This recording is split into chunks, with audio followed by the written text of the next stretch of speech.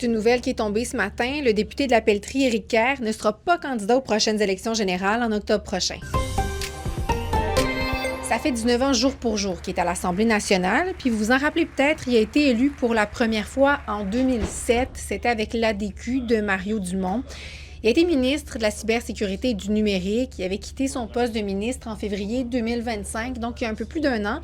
Et c'était dans la foulée du fiasco Saclay et des dépassements de coûts de 500 millions de dollars. Ce qu'il explique, c'est que c'est maintenant le temps de céder sa place. Il se dit fier de sa longévité parce qu'il a été quand même réélu à 5 reprises. Même s'il quitte la politique à la fin de son mandat, Éric Kerr maintient qu'il demeure un caquiste plus convaincu que jamais que le Québec a besoin de cette troisième voie politique. La dernière campagne avait déjà amorcé la réflexion. Ça a été extrêmement acrimonieux. Tu sais, moi, je suis habitué d'avoir des moustaches de Hitler sur mes pancartes ou des signes nazis.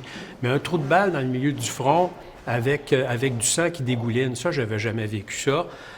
Puis je pense que c'est quelque chose qui doit nous préoccuper. Maintenant, la vidéo en anglais du PDG d'Air Canada après l'accident de dimanche à LaGuardia à New York continue de faire couler beaucoup d'encre.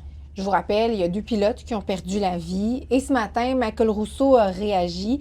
Dans une déclaration écrite, il se dit attristé de ne pas pouvoir s'exprimer en français et que ça ait dévié l'attention du deuil des familles. Mais même avec ses excuses, la CAQ a déposé ce matin une motion pour réclamer le départ du haut dirigeant. Hier, Air Canada assurait que M. Rousseau allait rester en poste. Puis il faut savoir que c'est pas la première fois que le PDG fait les manchettes. En 2021, il avait soulevé un tollé en déclarant qu'il avait été capable de vivre à Montréal sans parler français pendant 14 ans. Puis je termine là-dessus, les Jeux olympiques de Milan-Cortina viennent juste de se terminer, mais déjà, on se prépare au prochain. C'est le cas, entre autres, pour le patinage de vitesse longue piste. Même avec les 5 médailles qu'on a remportées cet hiver, la relève pour le Canada se fait rare dans cette discipline-là. Et c'est pour ça que l'équipe nationale est en campagne de séduction auprès de potentiels transfuges du patinage courte piste, comme Valérie Maltais. Donc, on parle d'athlètes qui passeraient du courte piste aux longues pistes. Il y a un reportage de Guillaume Piedboeuf qui est à lire sur l'application RC Info.